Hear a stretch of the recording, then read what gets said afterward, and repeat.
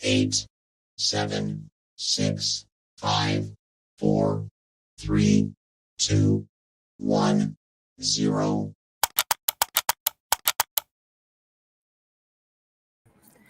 Hey, what's up, fam? Welcome back to another episode of 49 Faithfully. We're your hosts, Miriah Lee and Teran Lewis. TL, what's up, my guy? How you doing? What's up? Nothing, just it's great. I can't believe we're already in June. Like this year's just flying by. I remember having like a New Year's Eve party you know, and it's just like, man, it's just yeah, I can't believe 6 months has passed already in this year. Yeah, it's crazy. Yeah. Yeah, we don't have too much to talk about today. Obviously, we know that mini camp just ended today, so we have a few things, from mini camp this week. A couple things to talk about. We'll do some giveaways, and then we'll get out of your hair. What's up, chat? Hope everybody's doing well. Bebop, first in the door with all these things. So, like, it's weird because when you place whatever this is, like, it just shows up to us like face, red heart, shape, face, red heart, shape, Yeah. face, red heart, shape. Like, it don't show the picture to us. So, it's like just all these words, and we kind of just have to, see if we can figure out what it is. Yeah. This one, Yeah, planet same thing. orange purple ring. Like, what the hell is planet orange purple ring? Mhm. This, I don't know what that is. This crickets, I'm guessing. That's what it looks like, yeah. Dolphins. Bebop's entertaining himself in here. Ty, what's good? Hope you're doing well. He says, I'm in the building. I already dropped a like. Did you? So make sure you guys hit that like, please. We appreciate it. Appreciate Ty that. is a goat. You guys are all goats because you're here and we appreciate you. Yep. Alberto, what's good? You ain't lying, Alberto. Time does go fast. Conasayao. What's good, sis? Kali, hope you're doing well. Appreciate you coming through. Ty dollar sign. Ty, I just think he's saying that Ty is money. Ty dollar sign like a rapper. Yeah, that is true. Very true. Yeah.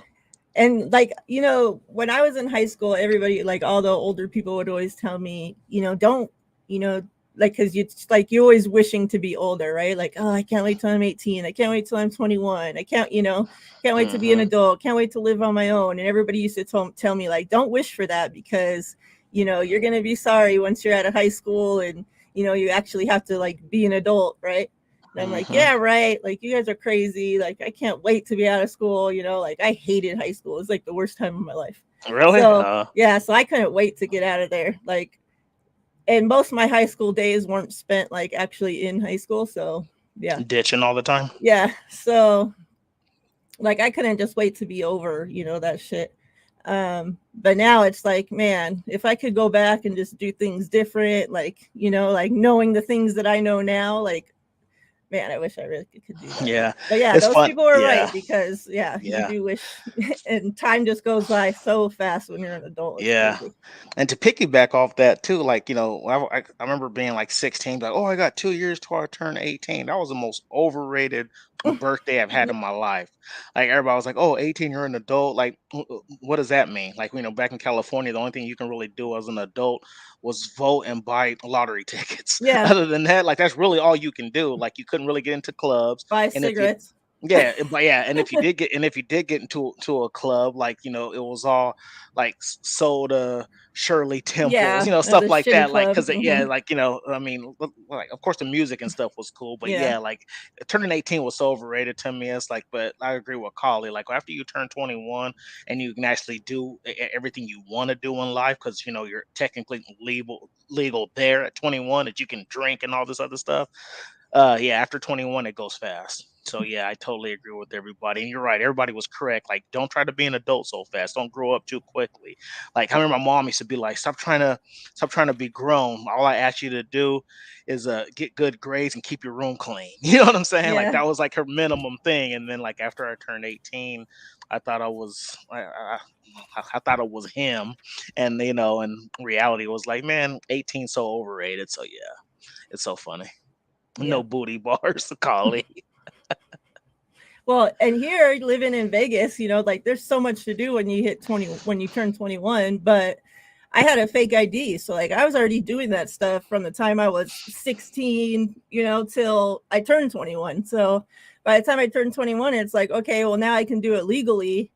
But so what? Like I've already done all this, so it Yeah, just wasn't as fun to me like to turn 21. Like I had yeah, already like spoiled that, like the excitement that you wait for your 21st birthday to go hit the clubs, to go hit the bars, and like I had yeah. already ruined that. So Yeah, I did. It's funny you say that. 'Cause I swear, me and you are, we should be brother and sister because we've done some of the similar things. So, yeah, when I was young, like we had a couple boys that had older brothers and stuff, so they would get us hotel rooms, buy beer for us, all this other stuff, and we'd go in these hotel rooms at like 15, 16, go cruising, go pick up females, take them to the room, drinking beer at 15 years old. You know what I mean? So yeah. like you said, so when you get older, and it was like, whatever the case may be. It was funny because during my 21 years of age, I was in the military at the time. I was in there when I turned 19, and I went to a few other countries.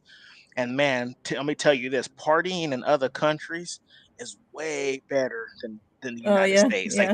they get wild, man. These are the countries. So when I came back, when I got out of the military at 23 and I went back home, and all my boys were still like they had just gotten in the club, and oh, let's go do this or do that. And I'm just like, I would go because I don't want to be no party pooper, Yeah. but I'm just like, man, these clubs are trash compared to the ones like in South America or Canada, whatever the case may be. It's hilarious.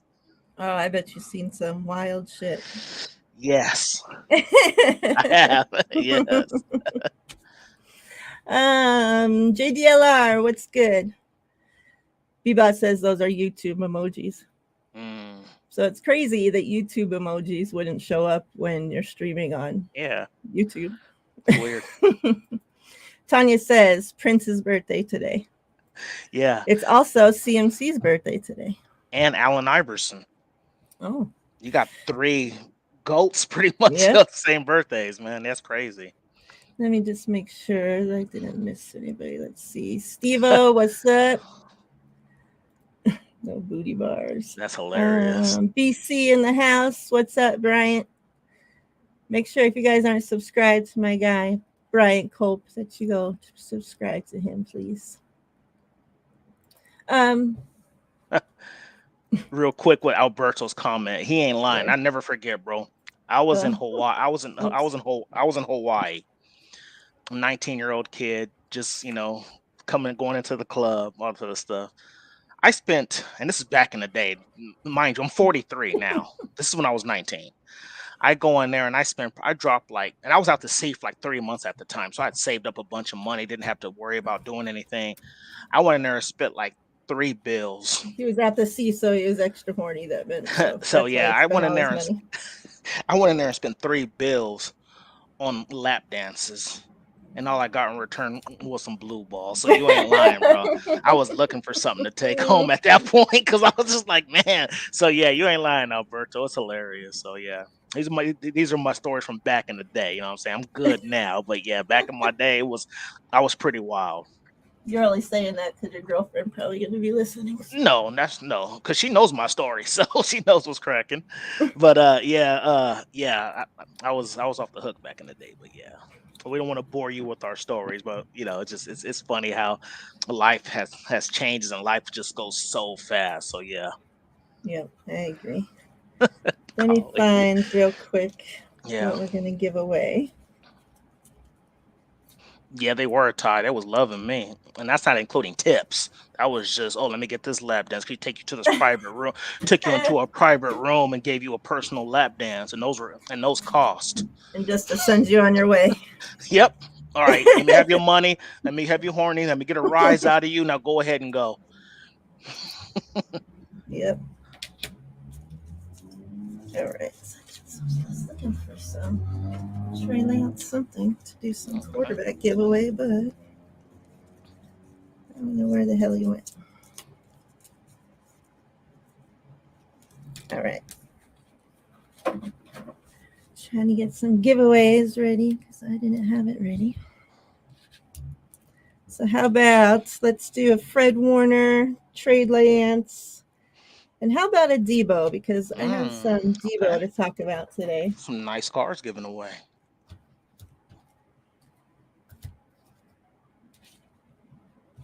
So let's do Debo. Got this different kind of Trey Lance here. Metalized. Fred Warner. All Pro Fred. So we'll give those away during the show. Those that are there that want to go ahead and get into the giveaway, go ahead and drop your numbers. We'll let you guys benefit from not too many other people being here. So the ones that are here, we appreciate you. We know there's a lot of other shows going on right now and lots of other shit going on. So we appreciate you guys all being here. So I wanted to start off with this clip from Bosa, who showed up to mandatory minicamp. He wasn't, on the field working out, but, he was in the weight room working out and he was there, so to be in the middle of some contract negotiations, not one single word has been said about it, except for when the media asks Bosa about it. Yeah. But he still shows up. He's not out acting a fool. We haven't heard one single peep about him, right? Not scrubbing his social media, not doing anything when it comes to, right? I haven't heard nothing about he's still in shape. He's still in shape. Yep. So shout out to him. I'm sure when you're at that, the top, 1% of the top 1%, in your craft, you can kind of do things the way that he's doing it, I guess, Yeah. But shout out to him for still taking care of business. So when asked, I want to play this clip when asked about, the contract situation. This is what Bosa had to say. I was just going to say it myself, but, in Bosa fashion, he does it so great. So.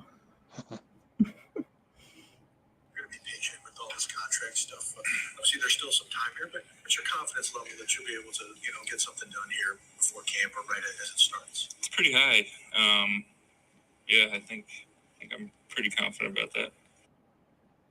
Right after the season, maybe it wasn't your goal to be the highest paid defensive player. You were the defensive player of the year. I mean, has that changed? Would you like to be paid as such? I think I'll get what I deserve. So, they asked him, are you worried or do you think, a deal's going to get done by training camp? He's not worried about it. He thinks it'll get done. So that's great. Obviously they are already in contract talks or he wouldn't be that, so sure about it. In my opinion, the way it sounded like he knows that, something's on the way to being done soon. And then they had asked him, do you had said before that being the highest paid at the position wasn't, necessarily, your goal or whatever. Have things changed? And he says, I'm pretty sure I'll get paid what I deserve. So I thought that was a great answer. Like that keeps, what's the media? They can't drag you for saying, oh, well, he's all about the money and, he's saying he wants to be the highest paid position. Like everybody wants that, right? Like, of course. Wouldn't you want to be the highest paid at what you do? Like, absolutely. Why would you want to work to be the lowest paid? Like you work and give everything you have to the job. You want to be rewarded as such, right? Like, but for him not to go out there, get up there and say like anything about that, just, like pretty much I let my play take care of talking. Yeah. And I thought that was pretty awesome. So shout out to Bosa for still taking care of business. We know that, a lot of guys have come forward and said that this is the most stressful time in their careers, right? Is these contract negotiations. Who we're going to talk about next, Debo, like even had talked about, yesterday, like the effects it had on him, And specifically with this team, we know Kittle's talked about it. Fred Warner's talked about it. Yep. Like all of our guys that have gotten a big contract, specifically from this, regimen, regime, whatever it's called. Yeah. They've all come forward and like have talked about like how crazy it is. Trent did say something about the front office today that I do want to talk about that thought it was pretty cool. So I'll kind of just link it in here, talking about the front office. When he was asked, about Hargrave, but obviously they haven't even gone against each other yet because they both just showed up to, mini camp this week and they're not really doing anything, these vets. So, but he specifically talked about like he was surprised. Like obviously he's hella excited because he don't have to go against him anymore, right? Like because he's not on another team.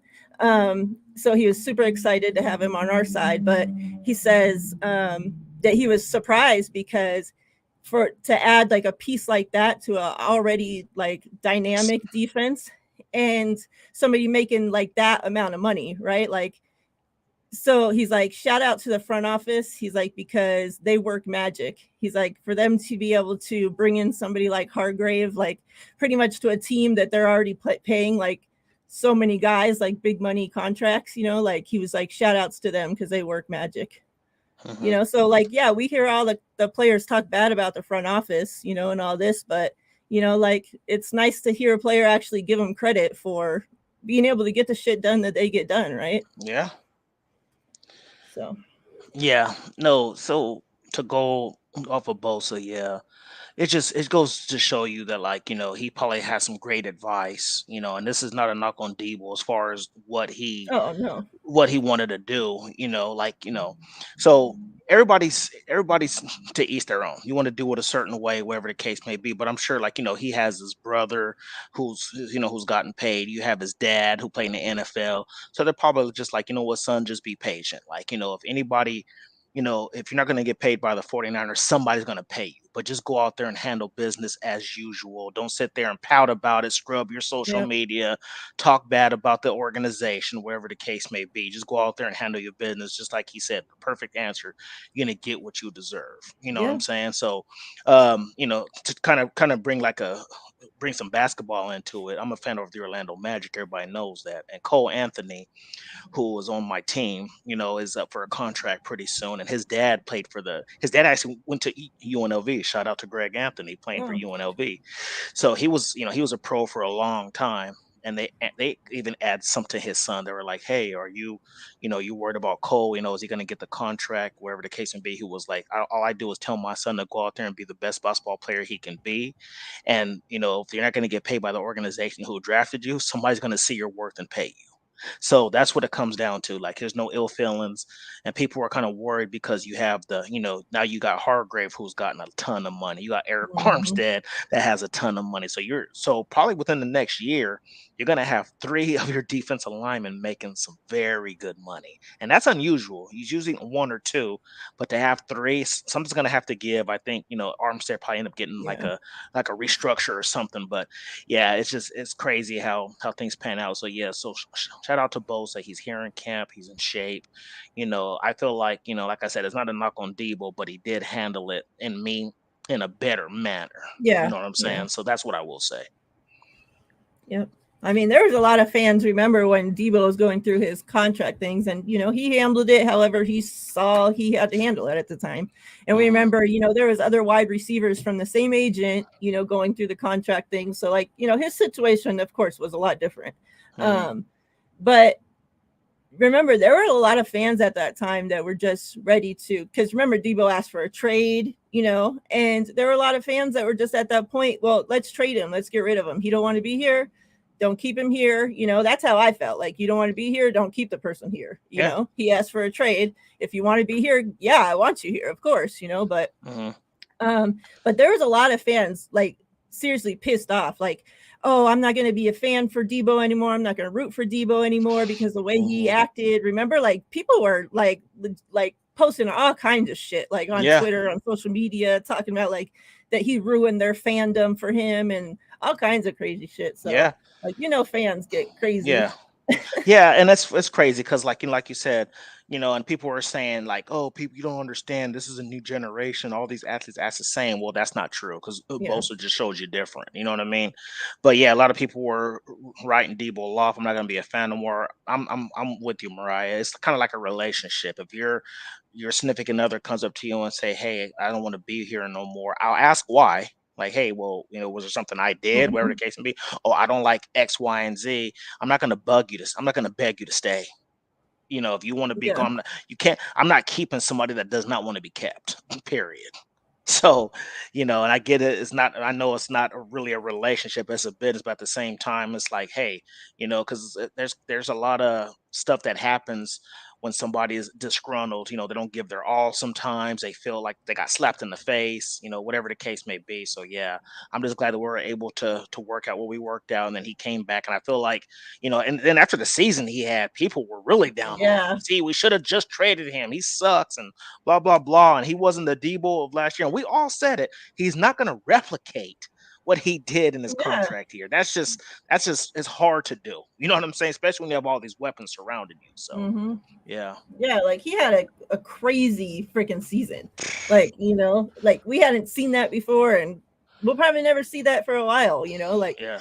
you still have all these other teams that are always looking for the next Debo, right? Like, Mm-hmm. and yet nobody has found it because, Nope. like when he's on his game, when he's in shape, when he's taking care of business, like when he has something, a goal that he's working towards, obviously the bag, whatever his Yep. motivation was that season. Man, we saw what Debo can really do. What's up, Denise? Appreciate you coming through, sis. Hope you're doing better. Let me see. I saw somebody here. Avion, what's up? Good to see you. Make sure I didn't forget anybody. Make sure if you guys didn't get into the giveaway yet that you do so. We're starting off with Debo. What's up, Sin? Glad you made it. She was happy that our show was starting after her meetings and everything that Oh, she had cool. to get done. So Glad it worked out for you. then she comes in stealing numbers. Don. Hey, Don. Good to see you. So yeah, get into the Debo giveaway if you haven't already. We'll draw that shortly. We're going to talk about Debo for a second. He had his press conference yesterday as well, and in there he talked about he said that they asked him how your season went or whatever, and he said that it was awful.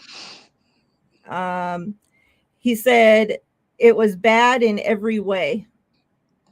And he said that he believes the contract situation was a distraction. He admitted that he was out of shape, and he said he never wants to put that on film again. Do you think that we actually see a different Debo Samuel this season than we saw last season? Well, first and foremost, shout out to Debo for taking accountability. Yep. You know, to me, it's one of those things where, yes, it was bad because, he sat there and I felt like he pouted a little bit. Oh, I'm not going to get my contract. At the same time, you're still a professional. You still go out there, you Mm-hmm. do your thing. You still should have been in shape. If you're going to sit there and talk about, I want to be paid like the highest receiver, you need to show it on and off the field. You need to Yeah. show, you need to take responsibility and say, look, I'm going to be in the best shape possible. So when you do get that contract, people can be like, man, like, okay, yeah, he deserved what he was asking for. You know what I mean? So a lot of people were like, "Man, you should have," like we talked about right now. Oh, he should have. We should have just traded him. And yes, he looks hungry. But yeah, it's like and people were like, "Oh, well, see, we should have just traded Debo. He had a lackadaisical season and blah blah blah." But here's my like I said, if you're gonna come out and say I'm the best, I'm a top five this, top five that, top five weapon, you need to show it. Like I said, on and off the field. You should have had your body in shape and ready to go to earn that money. I'm all about you earning what you're asking for. It's not like they just gave it to you. You're asking for it, but yet you didn't put your body in the best possible situation to earn that bag. Yeah. However, however, I'm 43 years old and I still make mistakes. There's still stuff I do that I question, like, man, I Yeah. shouldn't have done that, shouldn't have done this. So he's human, but like somebody mentioned earlier, I'm glad that he took that accountability because that's something Yep. we don't see from a lot of athletes. He apologized. He said, man, I looked out of shape. I was out of shape, and I'm not putting that brand on the football field again, and I can respect that. So I Yeah. do see a different. He's still not going to replicate what he did 2 years ago. No. Mhm. But yeah, but I think he's gonna get over like 1,000 yards receiving. He'll probably get a double-digit touchdowns because he just had. I mean, it started off bad. That Chicago game, we're getting ready to score a touchdown on one of, I think it was Yeah. like the second or third drive, and he fumbles inside the Yeah. goal line or inside the 10, whatever it was. So that just shows right there how it's just the season just started off horrible for him. So yeah, I think I mean, a hungry Debo, no pun intended, a hungry Debo is a scary Debo in my opinion because now he's gonna come in and man, he's gonna be just I feel like he's gonna come in and want to show that man, what I put out in 2022 wasn't it in 2023. I'm coming with a vengeance. Yeah. I'm hoping that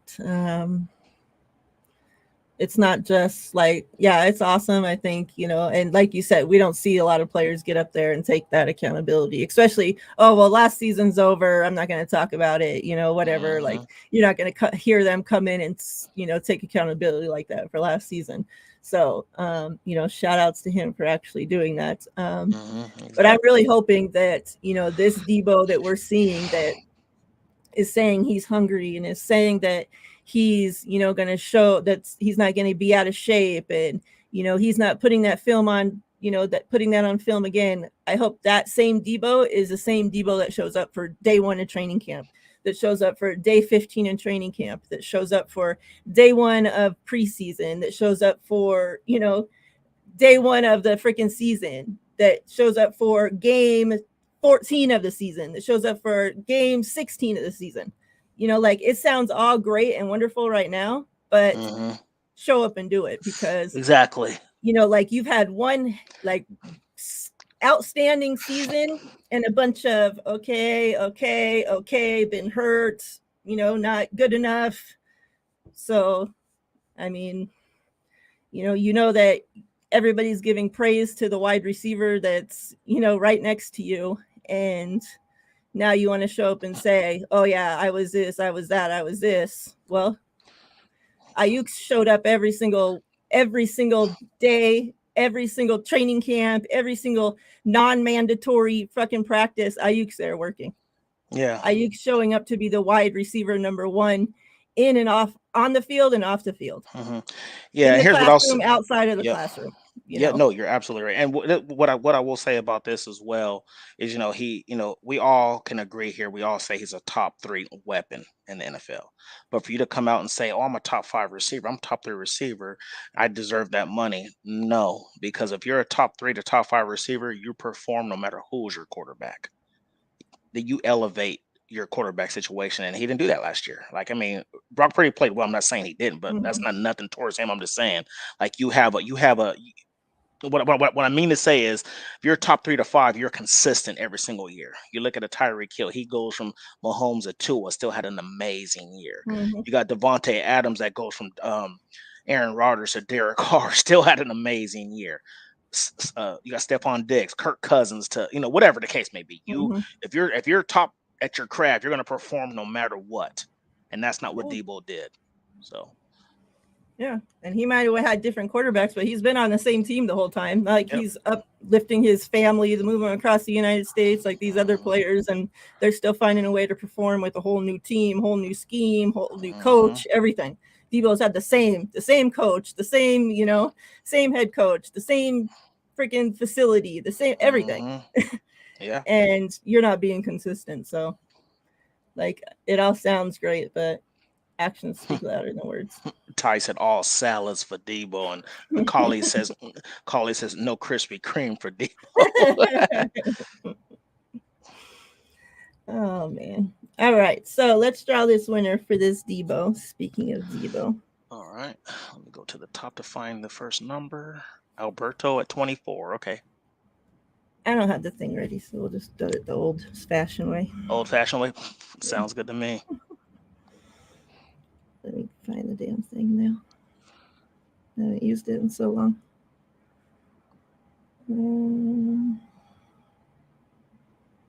That's not it. Where the hell?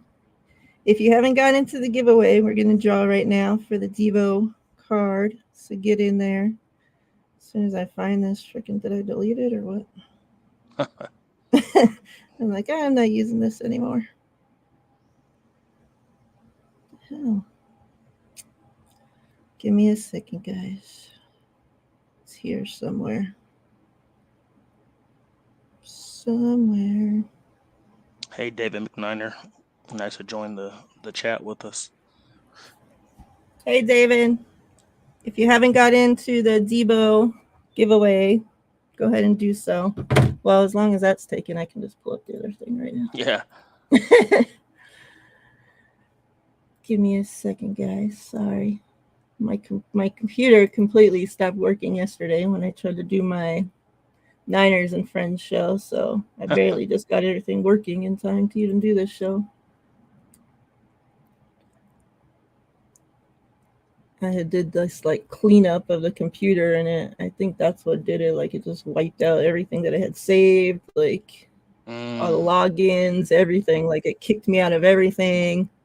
Like I don't know all the passwords and shit. You know, it's just saved in there, and it like completely took all that shit out. Like, oh my god. Yeah, for everybody that's joining, we had mentioned earlier, I know a lot of you know, but today's Christian McCaffrey's birthday, along with Prince and along with Allen Iverson. So, three great people, in their craft, have the same birthday, which is cool. I don't know if you know, but I have the same birthday as Nick Bosa. We're both October 23rd. Oh yeah.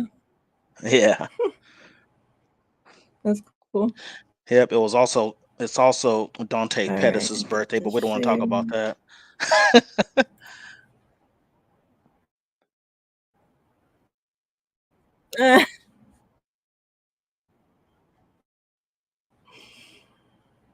All right.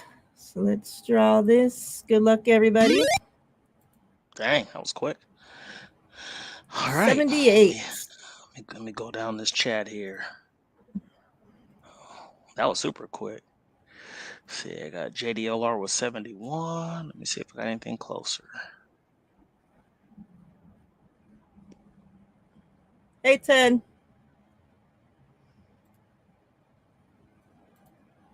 Let me stop this because it wipes my internet out.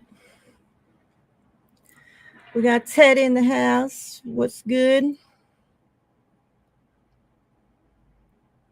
East Coast Red and Gold. What's up, Jess? Hope you're doing well. Jess and I are trying to do a show, but we just haven't been able to get the same time, a good time down. So that's awesome, Ted. Who is it? It's a JDLR. He won. JDLR, congrats. Congratulations, Sam. Yeah, at Ty, ain't no way I'm partying with no Dante Pettis. He moves a lot different than I do.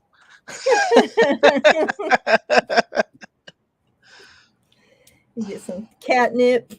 I got cat hair all over him when he come to the party, all over his clothes. I'm cool, man. It's bringing cat toys.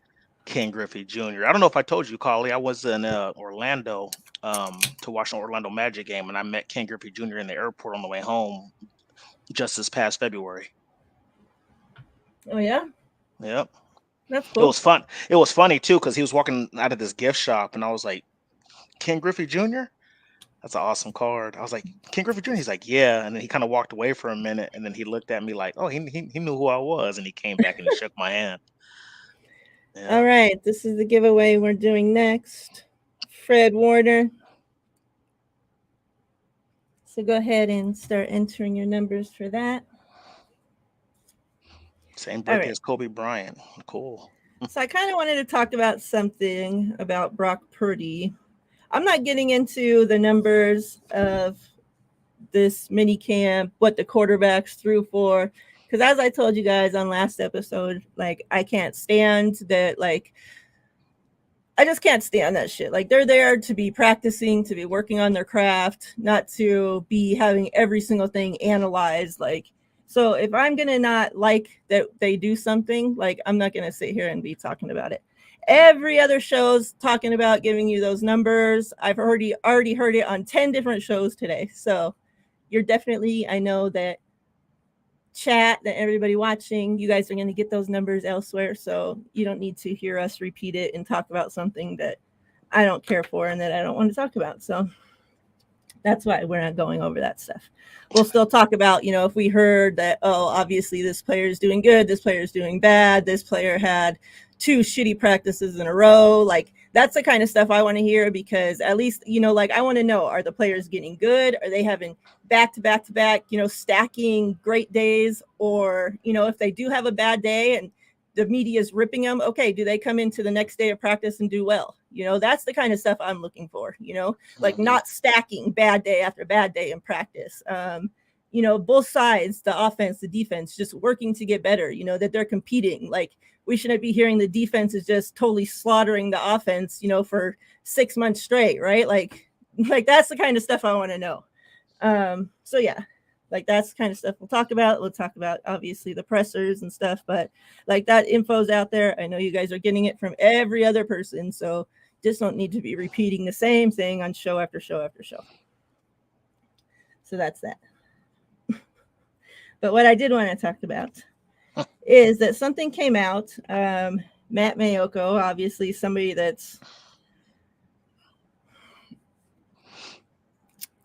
some will say connected somewhat to the 49ers, because it seems like, you know, he's one of the mouthpieces in the media for the 49ers. It seems that Matt's very calculated to what the tweets he puts out, to the articles he writes, to the things he says. Very calculated, right? He's not going to say something that the 49ers don't want him to say. So he puts out a story talking about Brock Purdy. Writes an article, whatever, puts out a tweet. So the other guys, how they do it, you know, the SF Niners, our SF Niners, those pages that then get all this info from the other guys and put it out, you know, as in their news, then tweet. And their tweet says, the 49ers anticipate quarterback Brock Purdy will be fully cleared to play around August 21st, 20 days prior to the start of the season, and is expected to start week 1 after making a full recovery, per Matt Mayoko. So that tweet goes out, right? So now all of 49ers Twitter is, oh, they finally said Brock's going to be the guy. Brock's quarterback 1. Oh, there's no competition. There's no blah, blah, blah. You know, all this shit, right? For 12 hours of this craziness goes on. People put out videos. Content creators make YouTube videos, everything about this. 12 hours later, Matt Mayoko comments on one of those the posts, the SF Niners posts, and says, I didn't report that.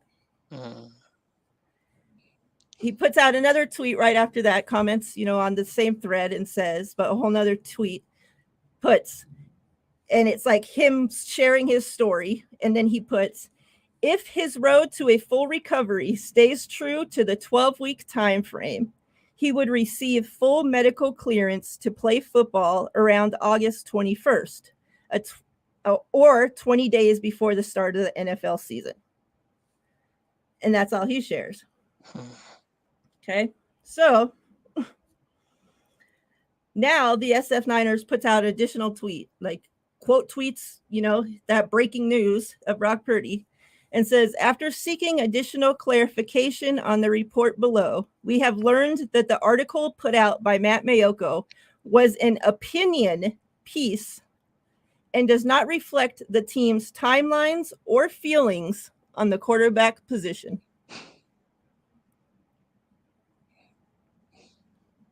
So somebody comments on that post and says, oh, Matt's the one that reached out to you. So why are you saying that you reached out for clarification, whatever, you know? And he says, well, after Matt said that, then I guess then he reached out to Matt, you know, for additional info. And that's when Matt says, oh, that's my opinion, you know, yada, yada, yada. Mm-hmm. So all this like crazy Brock Purdy escapade for over 12 hours, right? For nothing. Because literally not one single thing has changed from the 49ers point of view, right? Like Brock's still not there on the field. Trey and Sam are still competing. Like the 49ers haven't come out and like said that he's going to be the starter. None of that shit. Mm-hmm. But if you were to pull up, search Brock Purdy right now, the first thing comes up is that he's going to be the starter day one of the 49ers. Mm-hmm. But anyways, my point is, do you think that the 49ers, after Matt put this out, now why he put it out, whatever, but do you think all those hours later, the 49ers reached out to Matt and told him something about that for him to then clarify? Because Matt said on the record before that that he's put out a tweet and the 49ers reached out to him and told him to delete the tweet because they didn't like the backlash that it was getting from that. Mm-hmm. So do you think that's something that happened? Do you think just on his own, 12 hours later, he's sitting there thinking, well, maybe I should clarify, because they tagged him instantly. As soon as he put out the story, like those guys work fast. Their shit comes out in minutes. And both of them tagged him in the first tweet and then shared his tweet that he put out in the thread. So 2 tags by each of them. And then how many ever put it out too, you know? Yeah. And yet you waited 12 hours for that to stew, for you're seeing bing, bing, your tags going off. You're seeing all this sharing, all this retweeting. You're not sitting in a hole. Like you're not blind to it all. Like you're the one that started it. So you're seeing it all. Yeah. Right? Like you're getting notified of these things. And yet you waited till 12 hours or more till you said something. So you decided to clear it up. Like it was why? like the very next day, wasn't it? Like, you know, like it was that night. Like it was that night. Oh, yeah. okay. Like, well, everybody else is already sleeping on the East Coast. On the East Coast, like, You know, it's hard to say, but I liked how the front office has been, like, I wouldn't say saying checking people, but they've been telling people like, look, you know, what you did or what you said wasn't cool. Kind of like with the, you know, the situation with Ian Rappaport and, you know, all this other stuff. Like they're kind of checking people to be like, hey, look, if we're not telling you, or if we haven't heard anything from the front office like this, don't say it. Or it could have been something he heard, just like, yeah, I feel like Brock Purdy this, Brock Purdy that, and it's something he ran with. But I feel like some of these journalists or whatever need to be more specific in what they say. Because now it's funny how Ian Rappaport and then Matt Mayoko both on the come with what's just my opinion. It's just my opinion. Well, to say that in the first place. yeah. In my opinion, this is what I feel. I feel Brock Purdy's going to do, but they put out these stories and then they're bringing a fire extinguisher to put the fire out afterwards because they feel like, oh, it's not what the 49ers want, or whatever the case may be. And so, you know, unfortunately, you know, I've said this before. It's sad that, you know, it's coming to a point where some people would either want to be right or first so bad that they're quick to jump on an article like a dog in heat. It's like a dick measuring contest. Let me see. They are, because they're all competing with each other. Yes, you know? and it's sad. It's like, why can't we all just be a team and just work, you know, whatever the case may be? But it's like I said, everybody wants to be first and wants to be right.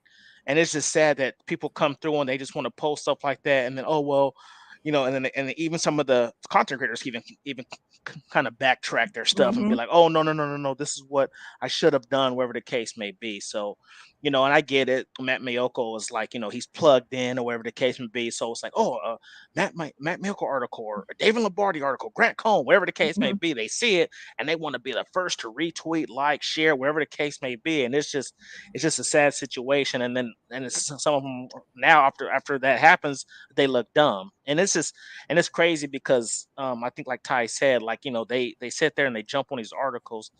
You know, if it's something that especially if they feel like it's gonna get some clicks, some likes, they're gonna jump on it super fast, especially if it fits their narrative. Yeah. You know what I'm saying? So yeah, I don't know. I'm not sure what Matt Mayoko did. I don't know if he had a conversation with the PR team and say, hey, look, I want you to backtrack those statements, whatever the case may be. But here's my thing.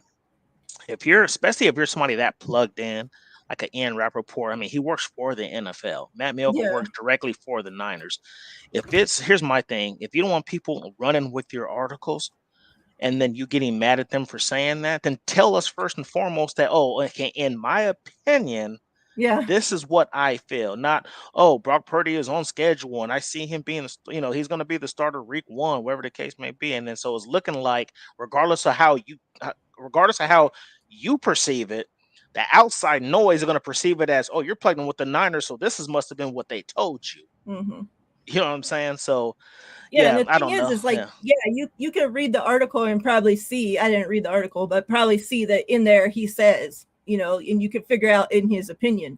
But the thing is he puts out the tweet reading a different way, as they all do, because you want to get the clicks. So they want people to just click on it, right? Like, oh, click it and share without actually reading the article. So you're doing that knowing that 70% of those people aren't going to read the actual freaking article. They're just going by what you're typing at the top in that freaking headline. Yeah. And you're knowingly putting that on purpose. Like, you're well aware of what you're doing. You're purposely doing that to get this rise. And then you watch the rise for 12 hours and then decide, oh no, that's not what I meant. Yeah. Because people and most people aren't even going to read the full article. They're going to take out whatever they see. Brock Purdy to start week 1. Oh crap! Let me like this, retweet it, and not saying like, if he does this or if he does that. They see the headliner and they run with it without actually taking the full time, the full 30 seconds to read exactly what the article says. It's just like, no, oh, Brock Purdy week 1. Okay, like. Retweet, because they just want to be, like I said, it's a competition between some people and they just want to be first, which is a sad situation in my opinion. Yeah, and you had said they want to be first and they want to be right, but they want being first is more important than being right to them. Hey Willie, what's up? Rohan, I see you. Appreciate you guys coming through. Chrissy, what's good? Make sure everybody, if you guys aren't subscribed to East Coast Red and Gold, that you guys go do so. They have a show tonight at 5, so make sure you tune in over there as well. Those that are just joining, those that haven't got into the Fred Warner giveaway, go ahead and do so. And then we'll draw for that shortly. And then we're closing the show with a Trey Lance giveaway. So I wanted to talk a little bit about Steve Wilks. He spoke today. He had a few good things that I really liked that I wanted to talk about. The first one that he got me really excited with this was because somebody had asked him, watching the film from the last couple of years with D'Amico, how is your defense going to look different than his, in the back ends? Like what are, the changes going to be? How's it going to be different?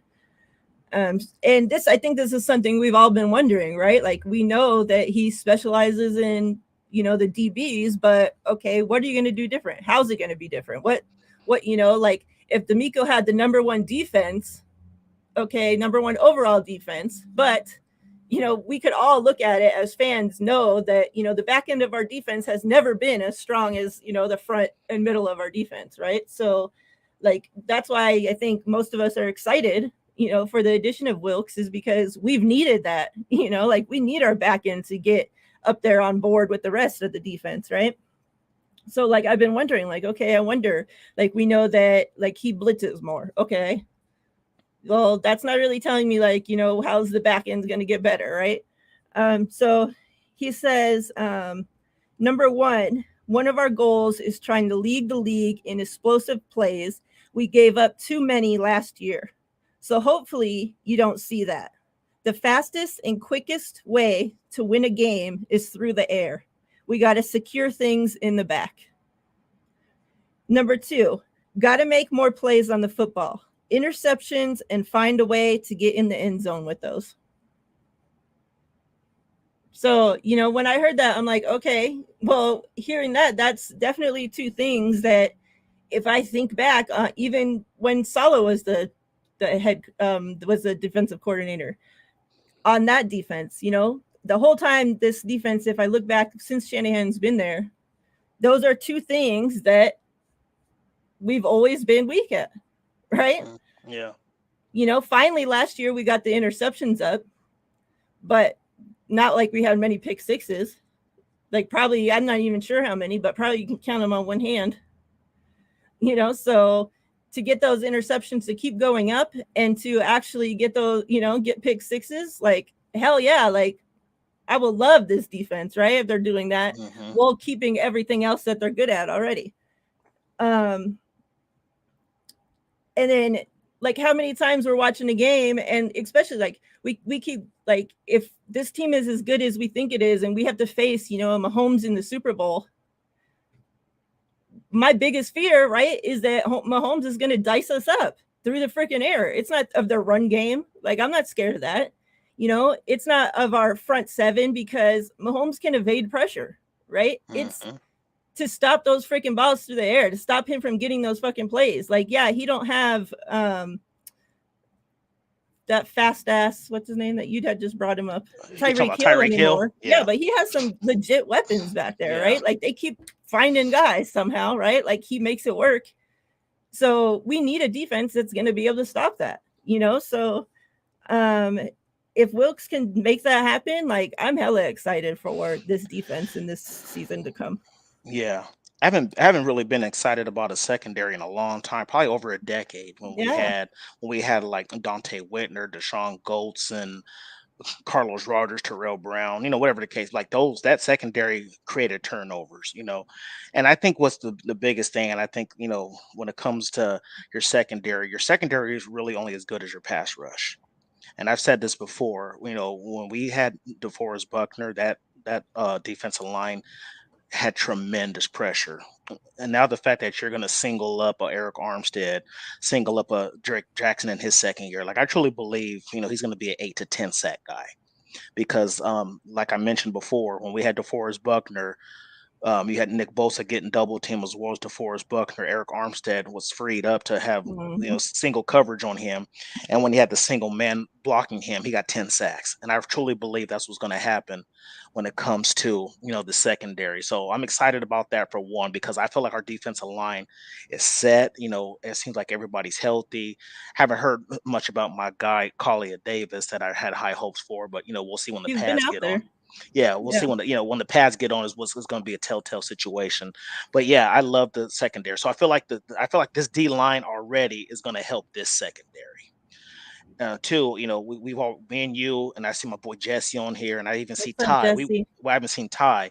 We talked about this before. Like, everybody kept talking about, oh, we need an edge, we need blah blah blah, we need right tackle, which is not a false statement, but we all said we need a safety. And I feel like the 49ers, I mean, I love me some Jimmy Ward, don't get me wrong. I loved him. He was a tackling machine. He just wasn't a turnover machine. Had Tayshaun Gibson. Excellent year, but I don't see him replicating a year, especially going to be at the age of 33, 34 years old. I feel like Jair Brown is on his heels.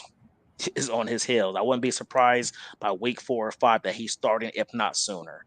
So the fact that we have now Charvarius Ward coming into his second year with us. We have Hufanga going into his third year.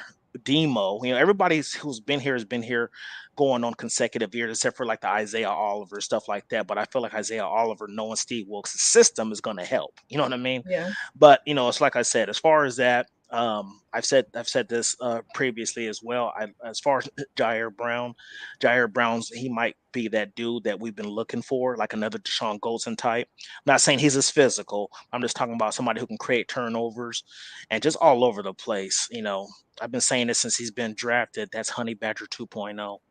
His game to me is just so similar, and I love the way he plays. So I feel like with the third year in Hufanga, with Jair Brown, people forget Jair Brown had 10 interceptions in 2 years as a starter. You know, and in a good conference, he was in the Big Ten.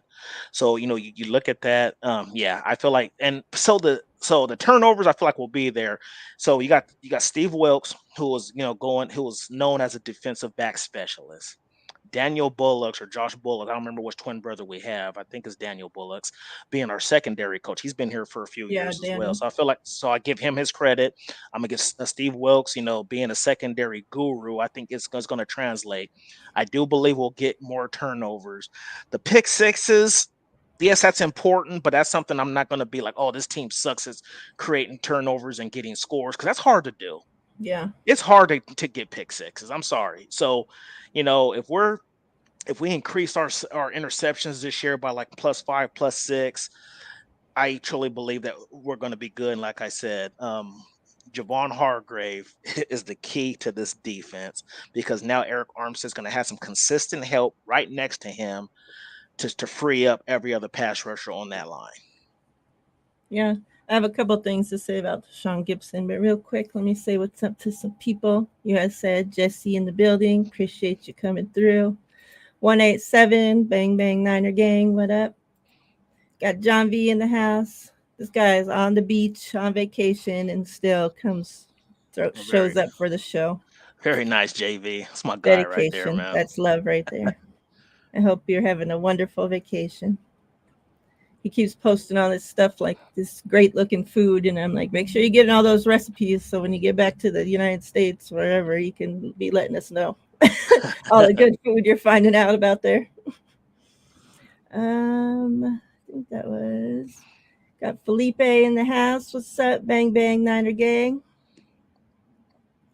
Felipe De La Rosa. Yeah. Yeah. So yeah, Yeah. a couple of things about Tayshawn is that you had mentioned Daniel Bullocks, and he had said that Tayshawn Gibson is a coach on the field, and that he told Jair Brown to stay, in Gibson and Hafanga's pocket and learn everything that you possibly can from both of them, mentally and physically.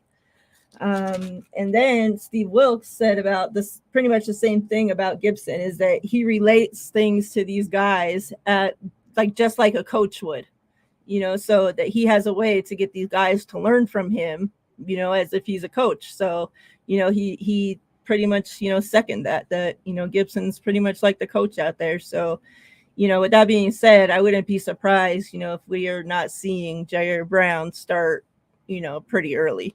And that Tayshawn Gibson plays that, mentor, teaching the guys behind the Mentor role. scenes type of thing. Yeah. Yeah. And I think with Steve Wilkes too, I love that he loves the blitz. So like I can see even if Jair Brown is not a starter, I can see him coming on like on third down the blitz. Him, Isaiah Oliver, he can bring blitzes from all over the field with different guys. So it's going to be very interesting to see Steve Wilkes. I love me. We've talked about that. I love me some D'Amico Ryans. Wish he would have stayed. I love that guy. I loved him as a player too, as a linebacker. Like he was just a great all around guy from what I've seen. But I just like Steve Wilkes' scheme because he's a little bit more aggressive. Yeah. You know what I mean? I can see a lot more us gambling a bit more to get those interceptions and stuff like that, especially if you got some help in the back end. So yeah, it's gonna be interesting. I'm excited to see what we're gonna do. I don't expect us to be explosive out the gate, like it's gonna be probably take some time, kind of like D'Amico Ryan's first couple of games as his first year starter, against the Lions, giving up all those points. People were kind of like, oh, kind of down to him, but then he got it together. And ever since, I want to say like week 3 of the 2021 season, I want to say it was, then people were just like all over him, like, oh, D'Amico Ryans is the man. So yeah, I don't expect it out the gate, but I believe that Steve Wilkes will come in. He'll have this defense ready.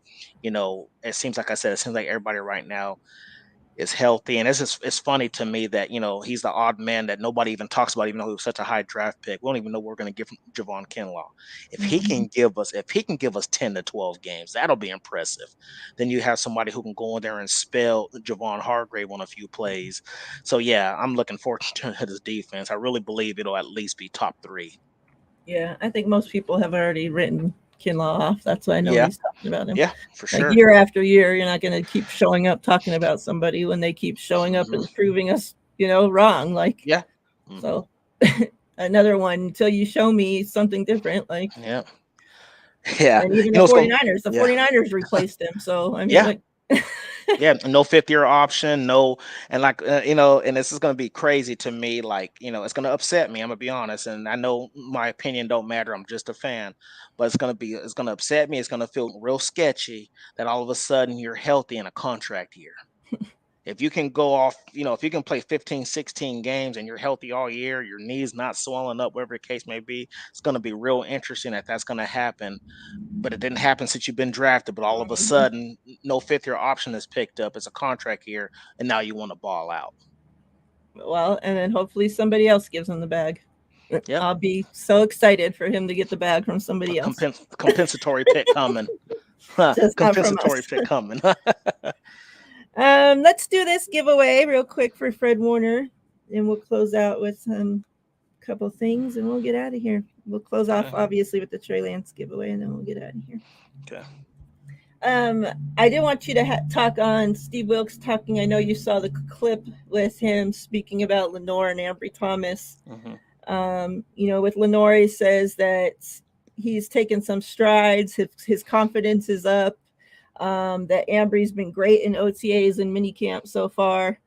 I don't think he's going to get up there and say bad things about anybody. Yeah. So, that is what it is. But what's your confidence for, obviously we know you're an Ambry Thomas guy. So, once again, it's one thing, and I get it. People, it's just OTAs. I get it. You know what I'm saying? But at the same time, OTAs still show great footwork. It still shows, it doesn't show like the tackling and of course all of this stuff. I've been very high on Ambry Thomas, and Steve Wilkes kind of brings his scheme fits more of what Ambry Thomas does best, kind of what he did at Michigan. So I like what Ambry Thomas can bring. I really hope he makes his team. I'm not going to sit here and say like, oh, he's going to be the starter and all this other stuff. But he's kind of like in a situation where it's like if he doesn't show anything this year, he could probably be either gone with either in a release or somebody like D'Amico Ryans or whoever can be like, hey, I'll give you a 6 for him, and then he's traded just because he could be like, well, I've seen him play, maybe he can come be my 5th corner here if he's going to get cut in San Francisco. If Ambry Thomas is your 5th corner, you might be doing pretty well. You know what I mean? So I would say I have high hopes for him. I said it in the beginning. I feel like Steve Wilkes is going to come and help this secondary and also help somebody with the Ambry Thomas who has all the tools. He has the speed. He's good with his hands and all that stuff. He just gets lost sometimes out there. So I think as long as he goes out there and he cleans some stuff up, I have no problem with, I have no doubt that he will make this team. I know it's a competition. Daryl Luter, Womack, Isaiah Oliver. There's some competition out there. But ultimately, this team, I watched Jesse's show with Sunil, and it's funny. It's like we're like, it seems like that 3rd round pick has always been like a issue for us, whether it was like Jalen Hurd, Trey Sermon, whatever the case may be. But I feel like they give chances to people that were higher picked. But I feel like this is his last opportunity to show his worth. And hopefully he goes out there and shows what he can do and shows that he can at least be a serviceable quarterback, whether it's special teams, backing up the outside of Lenore, whatever the case may be. So, yeah, I know Steve Wilkes will talk good about everybody. He's not going to go out there and be like, oh, this dude needs work or whoever the case may be. I know he's talking good about everybody, but I feel like, I haven't heard. But the thing about Ambry Thomas, I haven't really heard his name, but I haven't heard anything bad. So like they say, no news is good news. You know what I'm saying? Because I feel like if he was trash, people would have been talking about, oh, Ambry Thomas has looked lost out there. He's X, Y, Z, but I haven't heard anything about him, which might be a good thing. Right. All right. We're about to draw for this Fred Warner giveaway. If you haven't gotten in there already, please do so. I'll give you a couple minutes right now as I pull this up. What's up, Celts? I see you. Appreciate you coming through.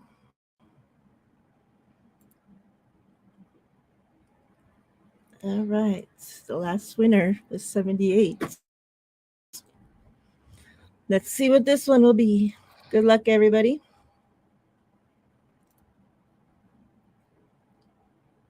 Make sure real quick that nobody... See, I knew there was going to be somebody that had to sneak in. What's up? How about them Niners?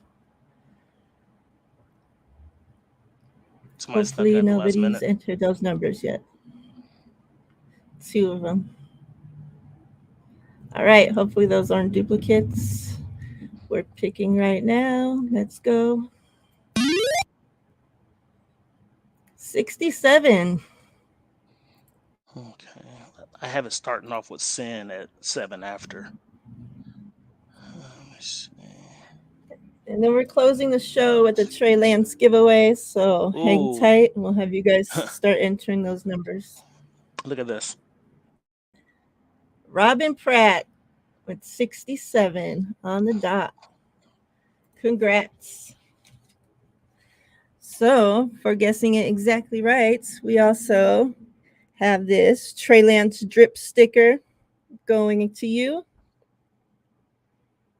So you'll get both of these. Congrats.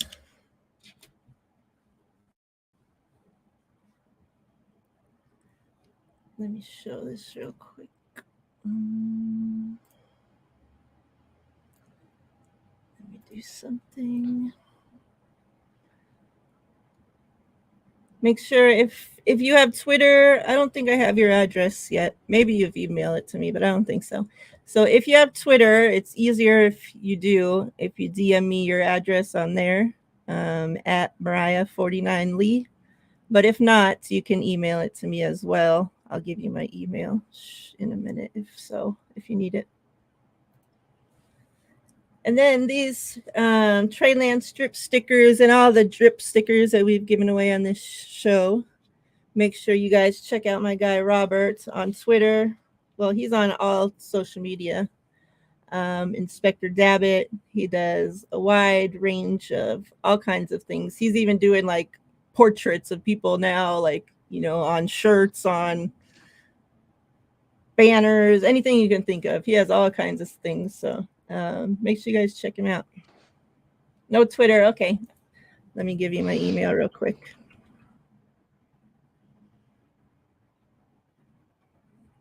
And then everybody, you guys can start entering your numbers for the Trey Lance giveaway.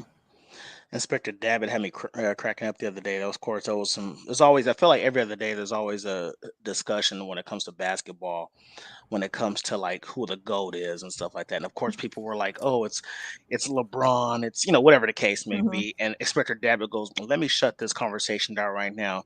Nobody in the history of shoes has ever fought or got shot over a pair of LeBrons. Yeah. And I was like, that's facts. I go, because people in high school used to get beat up over Jordans. Yeah. Yeah, I saw that. It was funny.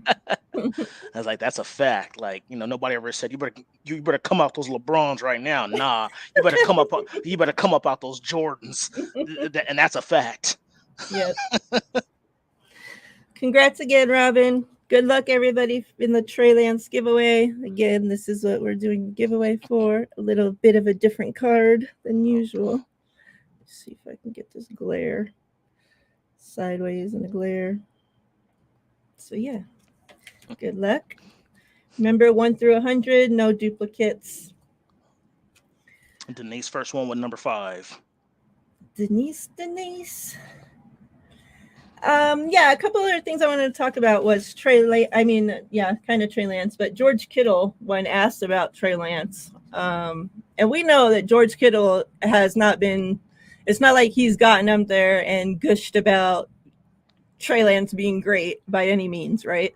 Mm-hmm. He's kind of just gotten up there, said some generic things, and to the point where fans have thought, that George Kittle doesn't like Trey Lance, right? So, we know that he hasn't, been openly a supporter of Trey Lance, right?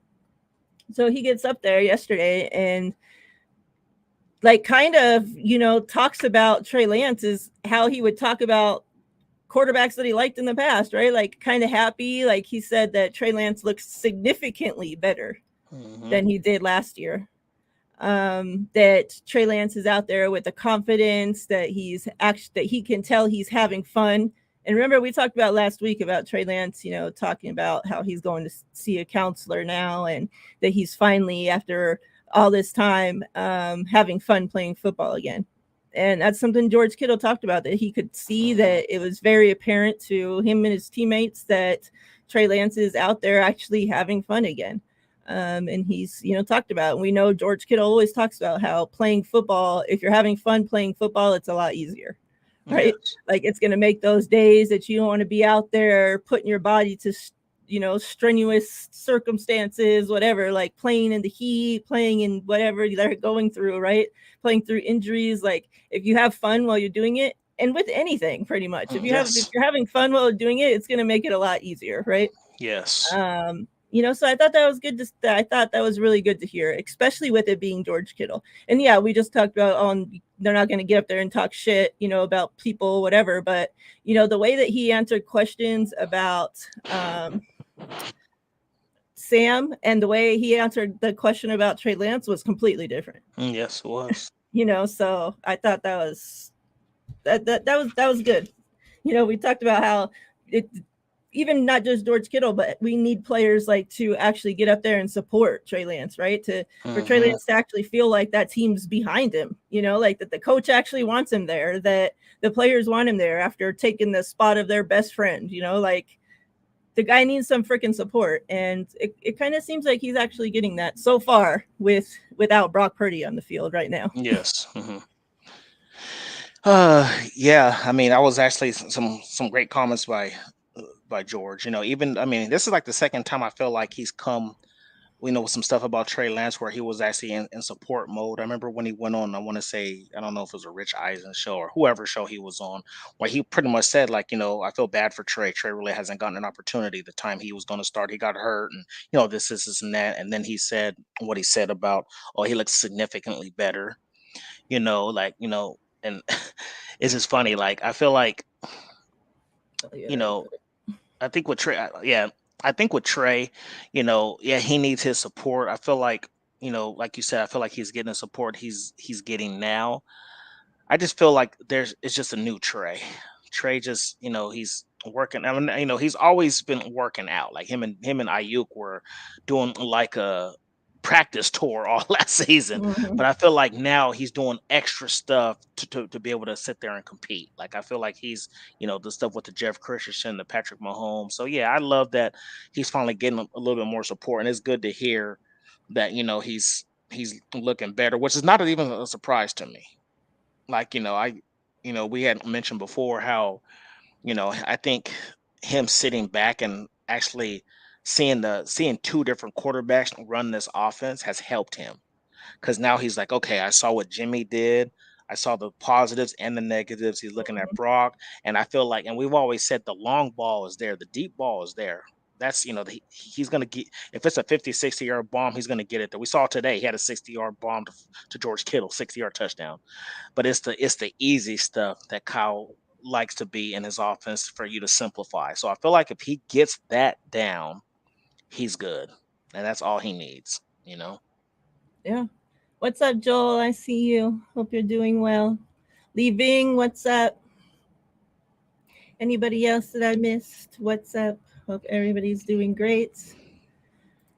Let's mini camp ended today. Today's the last day. They're on vacation now for 40 days. And then they'll come back and get back to work. So This is like when is slow tight end time. you? Do you know when tight end you is? Oh, no. Okay. Sometimes coming up. Coming soon, I know. Yeah.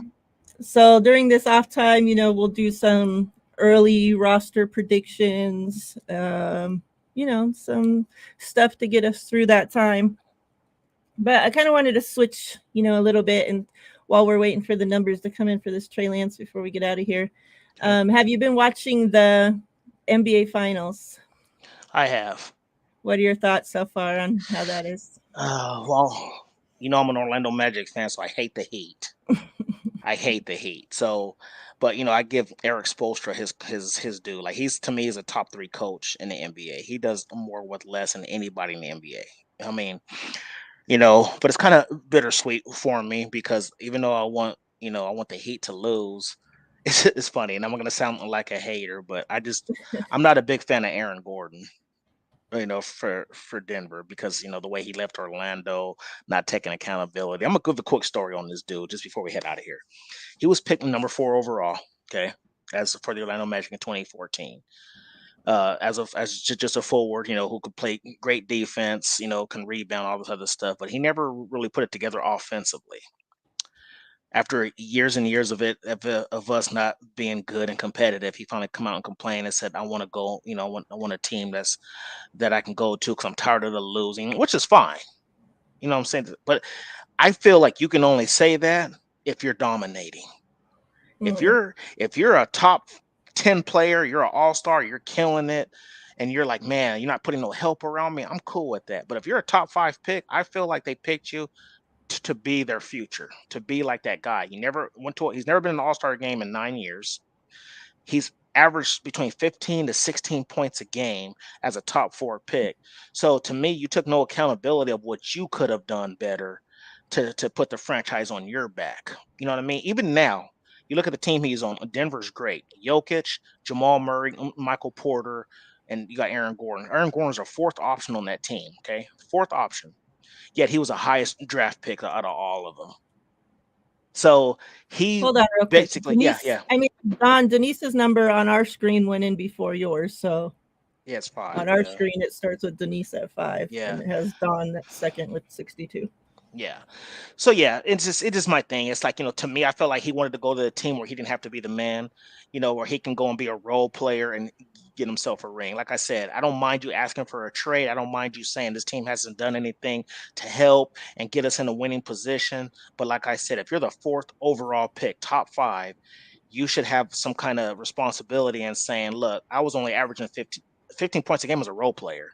You should have been averaging 20 to 25 to 20 to 28 points a game, in my opinion. So yeah, ultimately, still I want Denver to win, but I just salty seeing that guy play on the team because I'm just like, man, like you took again. We always talk about player accountability. He took none as he was traded to Denver. Yeah, I can't stand that. Yeah, leaving. Yes, we're talking about Aaron Gordon from San Jose. I think he went to Archbishop Midi or whatever the name of that school is. Archbishop is where he went to school in San Jose. So yes, that's him. What about? I know you're not like into hockey. Have you been watching the NHL finals? No, I haven't really been watching it, but I know last what was the game? Monday night? It was 2 days ago. Yeah. 2 days. Yeah, 2 days on Monday night. Yeah. Monday. I just know that this team smells blood. They went out to they won like 7-2 or something like that. Like they're killing, and it'll be great because it's looking like Las Vegas is gonna get his second professional title in as many years. Yeah. You got the Aces that won, and they're smelling blood. They're up 2-0. All they got to win is 2 more. They win 2 more games. That's another championship for Vegas. So I hope the Knights and the Aces continue to do well, and I hope the Raiders continue to suck. Yeah, I'm a huge Knight fan, so I've been hella excited. Obviously, that we even made it to the Stanley Cup, but to start it off, and I mean 2-0, but we're at home, right? So you're supposed to take care of those games at home. Now we're going to Florida. The first game in Florida is tomorrow, so I mean, hopefully we continue to dominate there. But that team's coming out to play too, not like they're ready to lay down either. So yeah, it'll definitely be interesting. I would love for us to sweep them, obviously, and win 4-0, right? But I think that we probably split. Hopefully, we at least split these games over there, and then come back and win it on home ice. Like if I could put it perfectly, that's how I would like it. But I mean, sweep it number 1 overall. Like, yeah, win it on their ice. I don't give a shit. Sweep them. But if you got to lose one, then come home and win it here. Yeah, that's true. Yeah. Before we get out of here, I want to tell everybody. I know I mentioned either last show or 2 shows ago that I've been doing some acting and stuff like that. So yesterday I had to go to St. George to film a movie. I go again tomorrow, and the movie I'll keep you guys posted. I'm going to be in the movie. I'm in about 4 scenes. It's a small part in about 4 scenes, and it's called The First Haunt. Like I'm haunting you, like Halloween. First Haunt, and then I'll let you guys know when the date comes out, and then you guys can watch it. It's not like a high profile type movie, but hey, it's gonna be put on a couple apps so you guys can watch it and stuff. Then you guys can tell me what you think. All right, that's cool. Yep. That's awesome. Got a movie star here, just so you guys know. No, I'm not. I had him under contract first, so.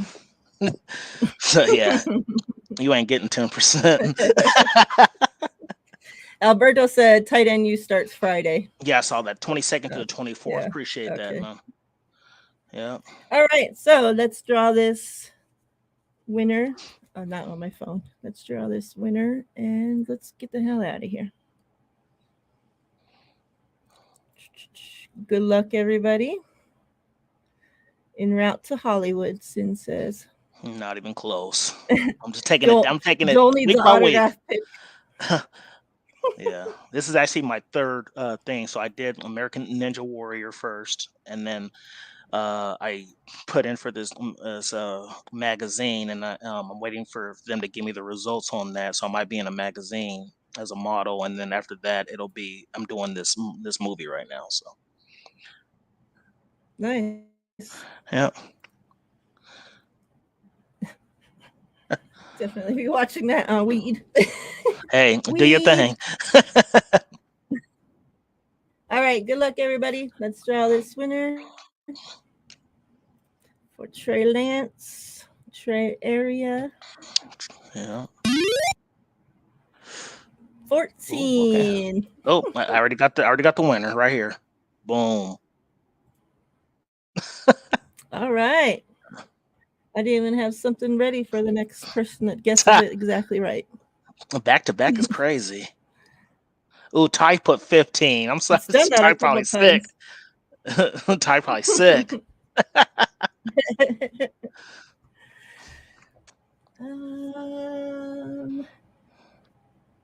Let's do. Who won it? Yeah, he got Fred Warner in this thing. So let's Yeah. do the Fred Warner.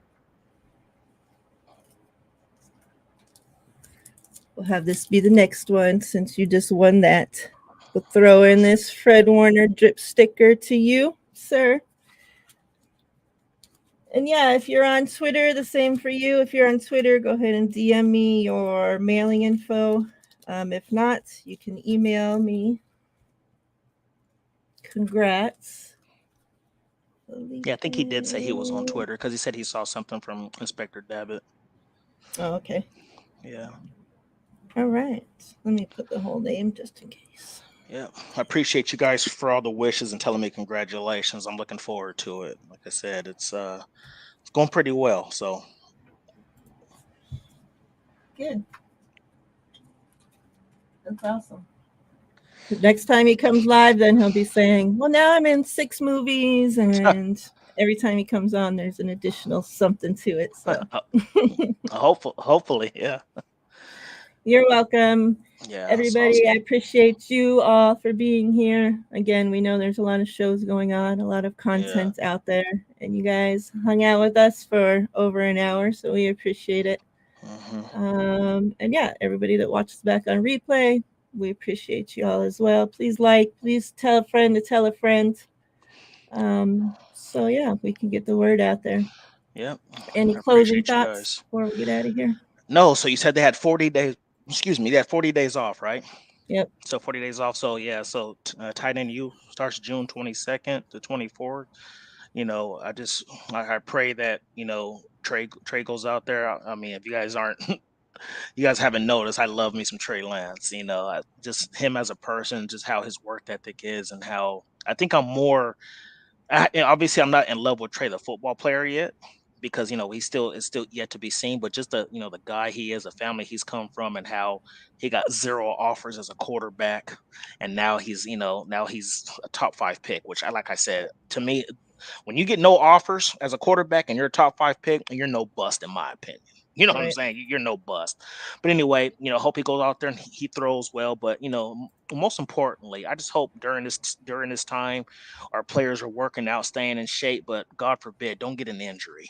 Like, that's the worst thing to do when it's the off season and you get some kind of news like so and so tore his ACL, Yeah. or Oh that's my the God. worst. That's the And worst. it's So sick, even when I it hear that on is. players from other teams. Yeah, It's just exactly. like, oh God, it's so It's like, terrible. like you hate for somebody like an athlete to be out there doing the best they can to stay in shape and perfect their craft, and you hear just some news that they got hurt without even being touched. Mhm. Like just like, oh, like I said, he tore his Achilles, his ACL, torn pectoral, whatever the case may be. Like, Yeah. that's the worst.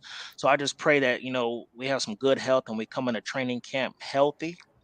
This team has been such a bad has had bad luck the last few years, and I just hope that last year I feel like we did okay. Like, we feel like it was pretty good. You had the Emmanuel Mosley thing early, but after that it was pretty serviceable. You know what I'm saying? Yeah. Him and Elijah Mitchell, and that guy, man. Let's pray for Elijah Mitchell, man, because Yeah. somebody said he's already hurt. Yeah, Like that he got hurt that the just first week of. first, Yeah. yeah. So yeah, like Felipe said, and I agree with you, man. Let's just have some health, and let's just come into training camp with a vengeance. And yeah, let's get to work. Yep. All right, chat. We'll see you. What is today? Wednesday. Today's Wednesday, yeah. Yeah, we'll be back sometime next week. I'll be back Tuesday with the guys for Niners and Friends. You know where to find me. I'll be around. This week, also, Niners and Friends is on this channel. So this is where you'll find us. So, yeah, I love y'all. I appreciate y'all. Everybody have a safe and rest of your week and a safe Peace. weekend. Until next time that we see y'all, okay? Take care, fam. Much Thank you love, again for fam. watching. We're out of here.